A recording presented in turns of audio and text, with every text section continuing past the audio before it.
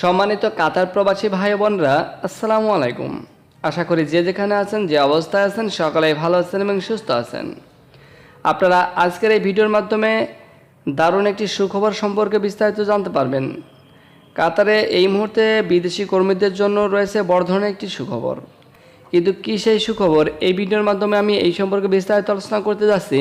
তাই আপনি যদি একজন কাতার প্রবাসী হয়ে থাকেন, তাহলে অবশ্যই ভিডিওটি সম্পূর্ণ দেখে বিস্তারিত তথ্যগুলো জেনে নেবেন।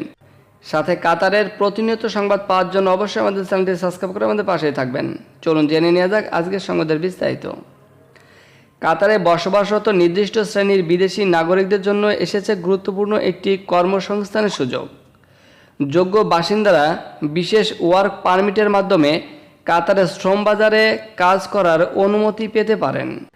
কাতারের শ্রম মন্ত্রণালয়ের তথ্য অনুযায়ী এই বিশেষ ওয়ার্ক পারমিটের আওতায় পরিবার স্পন্সরশিপের অধীনে থাকা বাসিন্দা, জিসিসি নাগরিক, স্থানীয় রেসিডেন্সি কার্ডধারী এবং বিনিয়োগকারীদের মতো নির্দিষ্ট ক্যাটাগরির বাসিন্দারা আবেদন করতে পারবেন। সবচেয়ে গুরুত্বপূর্ণ বিষয় হলো, এই ব্যবস্থাটি মূলত তাদের জন্য যারা ইতোমধ্যে কাতারে বৈধভাবে বসবাস করছেন, অর্থাৎ দেশের বাইরে থাকা নতুন কোনো ব্যক্তি এই বিশেষ রেসিডেন্ট ওয়ার্ক পারমিটকে সাধারণ বিদেশি কর্মী নিয়োগের বিকল্প হিসেবে ব্যবহার করতে পারবেন না। চলুন জেনে নিই কারা আবেদন করতে পারবেন। প্রথম ক্যাটাগরিতে রয়েছে পারিবারিক স্পন্সরশিপের আওতায় কাতারে বসবাসরত ব্যক্তিরা।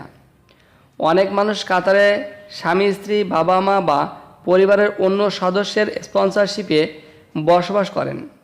আগে তাদের জন্য চাকরিতে প্রবেশের ক্ষেত্রে আলাদা প্রক্রিয়ার প্রয়োজন হতো। বিশেষ ওয়ার্ক পারমিট ব্যবস্থা তাদের জন্য শ্রমবাজারে প্রবেশের একটি গুরুত্বপূর্ণ পথ তৈরি করেছে। দ্বিতীয় ক্যাটাগরিতে রয়েছে কাতারের স্থানীয় রেসিডেন্টরা। তৃতীয় ক্যাটাগরিতে রয়েছে বিনিয়োগকারীরা। আর চতুর্থ ক্যাটাগরিতে রয়েছে জিসিসি বা গালফ কোঅপারেশন কাউন্সিলভুক্ত দেশের নাগরিকরা, যারা কাতার থেকে সহজেই কাজ করতে চান। কাতারের শ্রম মন্ত্রণালয়ের প্রকাশিত গাইডে এই ক্যাটাগরিগুলোকে বিশেষ ওয়ার্ক পারমিটের আওতাভুক্ত করা হয়েছে। এই ব্যবস্থার অন্যতম সুবিধা হলো, যোগ্য বাসিন্দাকে শ্রম বাজারে প্রবেশের জন্য তার বিদ্যমান রেসিডেন্সি ব্যবস্থাকে অপ্রয়োজনীয়ভাবে বদলাতে হবে না।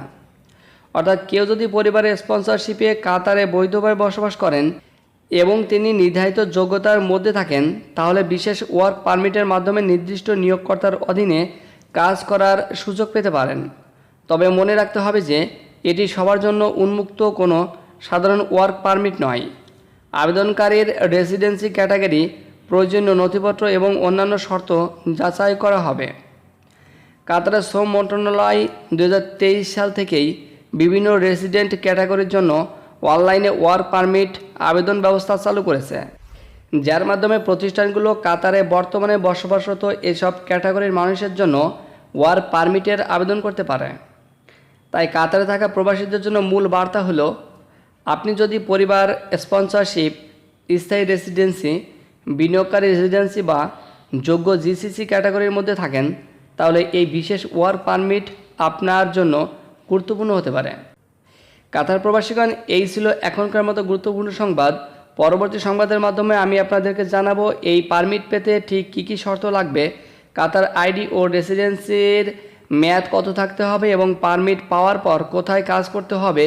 সমস্ত কিছুই পরের ভিডিওর মাধ্যমে আমি আলোচনা করব। সেই ভিডিওটি পাওয়ার জন্য অবশ্যই আমাদের চ্যানেলটি সাবস্ক্রাইব করে পাশে থাকবেন।